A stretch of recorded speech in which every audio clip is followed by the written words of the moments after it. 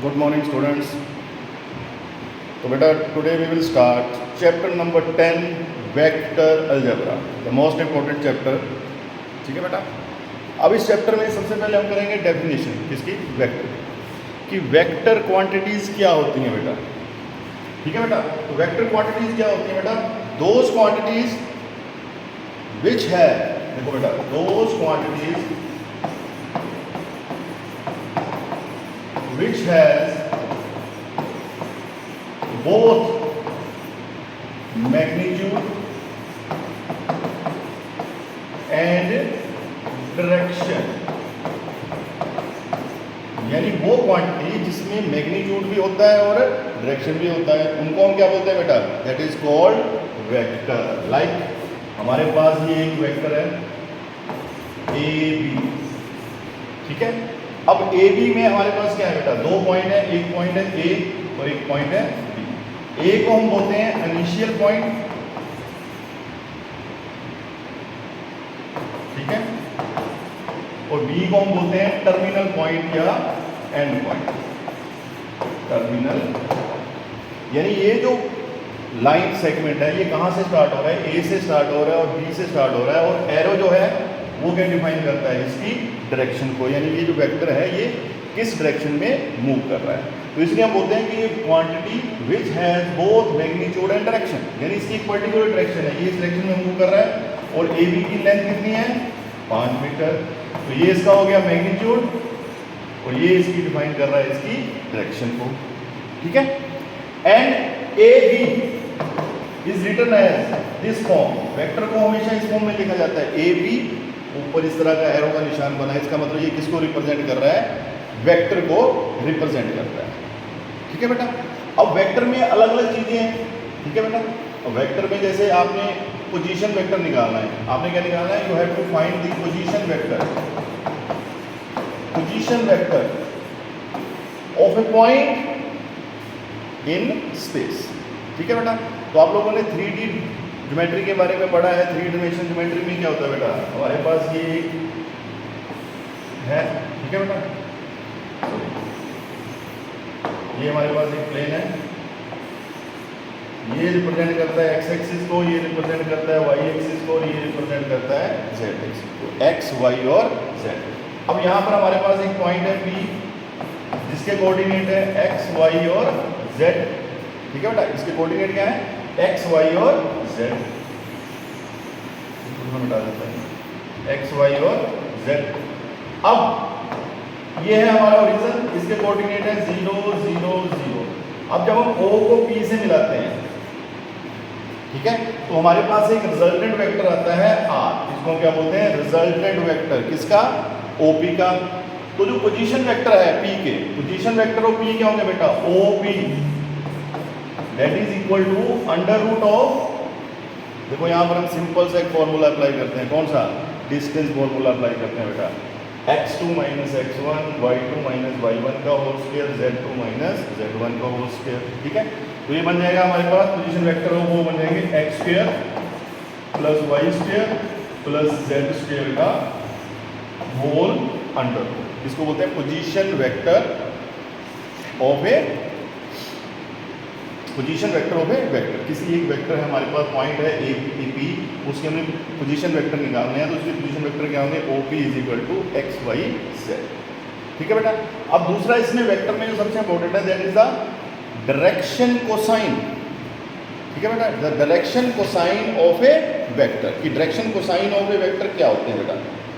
अब देखिए हमारे पास क्या है, हमारे पास एक पोजीशन वेक्टर है, ये देखिए हमारे पास एक पोजीशन वेक्टर है P, ठीक है, जिसके कोऑर्डिनेट्स हैं x y z, and OP, ये आ गया हमारा position vector OP.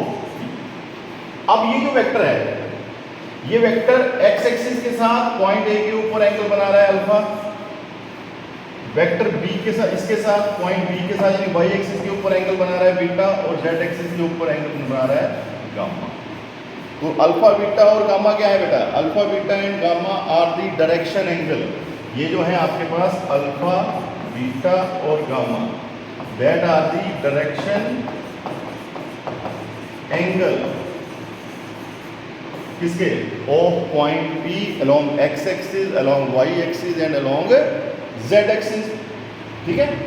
Then direction cosine, तो इसके जो डायरेक्शन कोसाइन है बेटा, direction cosine that are cos of angle alpha along x axis, cos of angle beta along y axis and cos of angle gamma along z axis।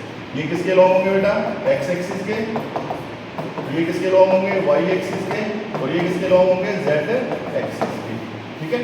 वो जो direction cosine है उनको हम डिनोट किससे करते हैं बेटा, L, M और N से। L किसके इक्वल होता है, cos of angle alpha, M किसके इक्वल होता है, cos of angle बीटा, और N किसके इक्वल होता है, cos of angle गामा, ठीक है। अगर हमें कोई भी वेक्टर दिया है, कोई भी पॉइंट दिया है P और उसके साथ पोजीशन वेक्टर है कोई भी हमारे पास OP, ठीक है, हमने इसके डायरेक्शन कोसाइन निकालना है। तो इसके डायरेक्शन कोसाइन निकालने के लिए हम क्या करेंगे बेटा, हमने एंगल फाइंड आउट करना है सबसे पहले कि जो x एक्सिस के साथ वो पॉइंट कौन सा एंगल बना रहा है, y एक्सिस के साथ कौन सा बना रहा है, z एक्सिस के साथ बना, और साथ में आ जाएगा cos of angle along x axis L, cos of angle y axis along M और cos of angle along z axis equal to n, ठीक है बेटा। तो ये आगे इसके डायरेक्शन कोसाइन, और इनको हम डिनोट किससे करते हैं बेटा, L, M और N के साथ, ठीक है बेटा, L, M और N के साथ। कई जगह यहाँ पर उसको A, B और C की फॉर्म में भी लिखा होता है, तो आपने कंफ्यूज नहीं होना, A, B, C, B क्या है, वो उसको डायरेक्शन कोसाइन ही मानते हैं, ठीक है बेटा। उसके बाद इसमें कुछ छोटे छोटे टॉपिक हैं, जैसे टाइप्स ऑफ वेक्टर हैं। तो टाइप्स ऑफ वेक्टर में आपने ज़्यादा ध्यान नहीं देना। देखो बेटा, टाइप ऑफ वेक्टर में क्या आ गया, सबसे पहले आ गया zero vector, types zero vector. अब जीरो वेक्टर कौन से होते हैं बेटा, जीरो वेक्टर कौन से होंगे बेटा, देखो नाम से पता चल जाता है, vector having no magnitude and no direction. जैसे हमने ये पॉइंट ले लिया P, ये पॉइंट P हमारा क्या है, एक जीरो वेक्टर है, क्योंकि ना तो इसका कोई मैग्नीट्यूड है, इसका क्या है, जीरो मैग्नीट्यूड और जीरो और नो डायरेक्शन, यानी ना तो इसका कोई मैग्नीट्यूड है और ना ही ये किसी डायरेक्शन को आइडेंटिफाई कर रहा है। इसको क्या बोलते हैं, जीरो वेक्टर, ठीक है बेटा, क्लियर है। चलो आगे हमारे पास सेकंड आता है यूनिट वेक्टर। अब देखो यूनिट वेक्टर का आपको ध्यान देना है, यूनिट वेक्टर क्या होता है, कहता है vector having magnitude is one, ठीक है, ए वेक्टर whose magnitude is 1, यानी जिसका मैग्नीट्यूड 1 होगा, ठीक है, इसका मैग्नीट्यूड 1 होगा। यानी मैग्नीट्यूड को कैसे डिफाइन करते हैं, magnitude of vector A is equal to 1, इसको हम क्या बोलते हैं, यूनिट वेक्टर। तो जहां पर भी यूनिट वेक्टर लिखा है दैट मीन्स कि उस वेक्टर का जो मैग्नीट्यूड है वो क्या है, 1 है, ठीक है। उसके बाद आते हैं कोइनिशियल वेक्टर। कोइनिशियल वेक्टर, कोइनिशियल वेक्टर कौन से होते हैं बेटा, तो कोइनिशियल नाम से पता चलता है, टू और more vectors are coinitial if they started from the same point, यानी वो वेक्टर जो है वो एक ही पॉइंट से मूव करेंगे। ये देखो, जैसे ये हमारे पास पॉइंट है P, यहाँ से एक वेक्टर जा रहा है PA, एक वेक्टर जा रहा है PB, एक वेक्टर जा रहा है PC। तो PA, vector PA, vector PB and vector PC, ये तीनों के तीनों वेक्टर क्या होंगे बेटा, they are coinitial vector, they are coinitial vector, ठीक है बेटा। Next, now next is a collinear vector. अब देखो बेटा, कोलिनियर वेक्टर कौन से होते हैं, जैसे हमें पता है कोलिनियर पॉइंट कौन से होते हैं, the point which lies on a straight line, two और more points are collinear if they lies on a straight line. Same vector में भी होता है, कोलिनियर वेक्टर क्या होते हैं, कहता है टू और more vectors are collinear if they are parallel to the same line, यानी वो एक ही लाइन के पैरेलल हैं, उनको बोलते हैं कोलिनियर वेक्टर, ठीक है, irrespective of their magnitude and direction, यानी मैग्नीट्यूड और डायरेक्शन जो है वो इफेक्ट नहीं करते हैं, लेकिन वो एक पर्टिकुलर वेक्टर के पैरेलल होने चाहिए, उनको बोलते हैं collinear vector. Now the next are equal vector. देखो बेटा, इक्वल वेक्टर के नाम से पता चलता है the vectors are equal if they have same magnitude and same direction, यानी उनका मैग्नीट्यूड भी सेम है और डायरेक्शन भी सेम है। फॉर एग्जांपल एक वेक्टर है हमारा ए बी और एक वेक्टर है सी, दोनों इस डायरेक्शन में मूव कर रहे हैं, इसका मैग्नीट्यूड भी 2 है, इसका मैग्नीट्यूड भी 2 है, then we say that A B is equal to C D, यानी वेक्टर ए बी किसके इक्वल है, वेक्टर सी डी के इक्वल है। ठीक है बेटा, ये आ गया vector A B is equal to vector C D. Now next negative vector. ठीक है, नेगेटिव वेक्टर कौन से वेक्टर होते हैं, those vectors that having same magnitude but opposite direction, यानी उनका मैग्नीट्यूड तो सेम है लेकिन उनकी डायरेक्शन क्या है, ऑपोजिट है। जैसे ये वेक्टर है ए बी, इसकी लेंथ है 2 मीटर, ये वेक्टर है सी बी, इसकी भी लेंथ क्या है 2 मीटर, यानी मैग्नीट्यूड तो सेम है लेकिन अगर इनकी डायरेक्शन देखें तो डायरेक्शन में क्या है, ये जा रहा है इस डायरेक्शन में और ये आ रहा है इस डायरेक्शन में, तो हम बोलेंगे A B is a negative vector of, ठीक है, सी डी, या C D is a negative vector of A B. Okay बेटा, now next we have to continue exercise 10.1। ठीक है बेटा, इजी एक्सरसाइज है, इसमें कोई ज़्यादा नहीं है कि आप लोगों को ज़्यादा इसमें दिक्कत आएगी, सिंपल सी एक्सरसाइज है ये।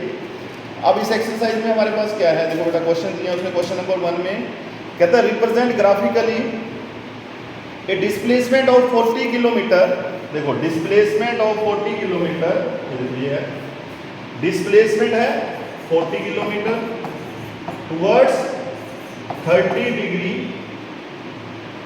East of north, east of north, यानी नॉर्थ के ईस्ट में, ये हमारा है नॉर्थ, नॉर्थ के ईस्ट में हम चले गए 30 डिग्री, ये हमारे पास पॉइंट आ गया 30 डिग्री का, और ओरिजिन से हम मूव करके कितना 40 किलोमीटर, तो ये हमारी बन गई क्या, graphically representation of the displacement, ठीक है, ऑफ ए पर्सन और anything 40 kilometre east of north. तो इस तरह के आप लोग क्वेश्चन कर सकते हो, अलग अलग टाइप के क्वेश्चन आप लोग सोल्व कर सकते हो।